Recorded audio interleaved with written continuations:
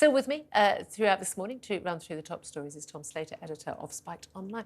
Good morning to you once again. We talked a lot about COVID. We'll do that briefly because there's a lot more to talk about. But the conversation we had with Christopher Chope, he's a Tory MP, one of the few that was speaking out openly very early on and saying, what is the cost-benefit analysis of this COVID policy we're doing? We're seeing more and more sort of facts emerge, also a load of nonsense emerging that's not backed up by data. Do you think we are learning anything useful from what we've heard in the COVID inquiry so far, given we're only a few months in to actual hearings? Not in the slightest. I mean, I don't think it's an exaggeration to say it's just a massive back-covering exercise at the moment for the proponents of lockdown. I mean, that's essentially what it's become. The script for this was written from the off, which was that the only really conclusion one could come to is that we didn't lock down soon enough. Who is responsible for that? Let's talk about that. Any of the criticisms made from, say, our side of the argument as to where was the cost-benefit analysis, why did no one care about civil liberties, why is everyone seemingly blind to the obvious bad, terrible consequences of closing schools or shutting down society or turning the NHS into national COVID service, all of that has been absent. And I think it's just a sage reminder that this is how inquiries work. Reminder. Interesting. Pardon the accidental pun. This is how they work. This is what they're there. They're exercises in back covering. They try to make sure that political accountability is completely sealed off. Not only do they take ages, but as Christopher Chope was pointing out there, they mean that ministers who are currently in power and responsible for some of those decisions say, well, that's for the inquiry to talk about. Yeah. I think it's clear. It's been clear from day one what the problems have been. What we need is an open public debate about it. What we don't need is another public inquiry. Yeah, exactly. And the terrible thing, I think, is that the media totally failed us. I mean, I've had people criticise me perfectly reasonably, saying, no, you went along with all this stuff early on. I wasn't calling for lockdown. But my view is because Chris Whitty and Patrick Vallance back in early March 2020 were arguing against it, and then they said, oh, now things have changed. We do need to lock down. I thought, I naively believed them. I didn't realise the only thing that had changed, in inverted commas, was Dominic Cummings seeing an absurd set of COVID modelling by Professor Neil Curvison of Imperial College that made no sense at all, was already absolute abject nonsense, and as nonsensical as virtually everything he'd ever done previously. He had such a bad track record. But in fact, it was your colleague, Brendan O'Neill, coming on my show, making arguments against lockdown, probably about 6 weeks in, that really helped change my mind on looking more at the data.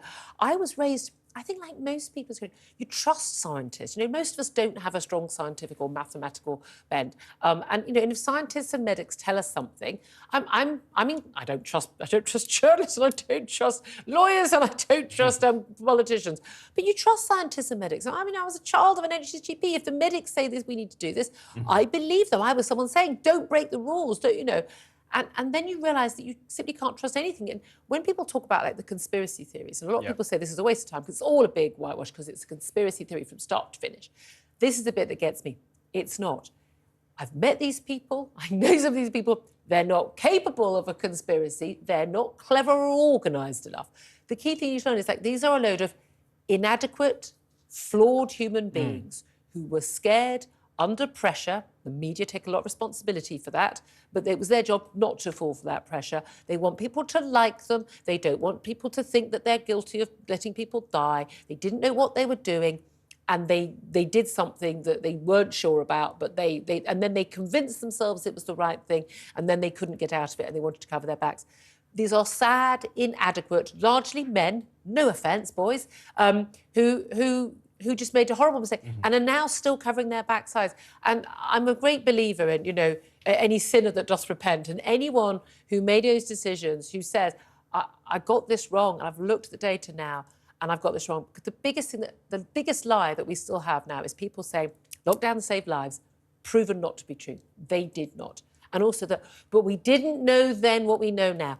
Go back and watch the press conferences early in the pandemic. They knew it was older people. They knew closing schools wouldn't save lives. They knew that you couldn't stop a virus. They knew the only thing that did change was we did get the vaccine. And yes, and I know you conspiracy theorists out there don't like it, the vaccine did help save the lives of people who were at higher risk of dying, the elderly, the sick.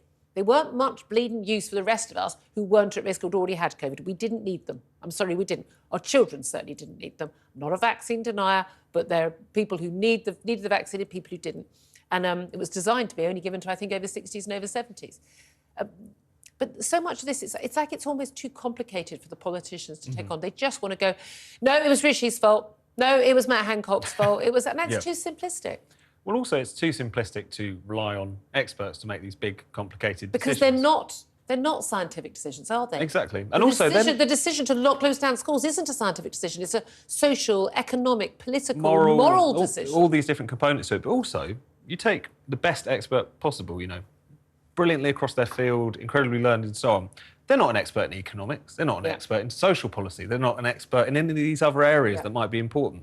That's why you have politicians who make these decisions, who have to weigh all the competing evidence. In this instance, it seems like the competing evidence was not always presented to them, which is deeply very rarely presented to them. But the other thing, and this is to slightly stick up for the experts in this equation, is the fact that they were put in this position by politicians to a certain extent. This has been going on for a long time anyway, but you saw it so clearly in those press conferences where Boris Johnson basically had his two experts there as a kind of force field.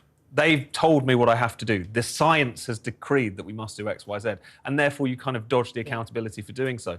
And the problem is, as soon as you politicise experts, they start carrying on like politicians. They start issuing scaremongering bar charts to push their desired policy. So don't get me wrong, they're open to criticism, especially for the things that they've got wrong, the things on which they've changed their mind. I don't mind people getting things wrong if they admit that. Exactly. Or if they've got a reason. But we saw again and again, you know, not closing down schools, putting kids in masks. We've seen from the Matt Hancock WhatsApp, these were things that were done on a whim. There was no, even when the Education Department actually were forced to produce their assessment of why children had to wear masks, even the only evidence they had was a study that showed that masks made no difference, but did have downsides in terms of damaging children's ability to communicate.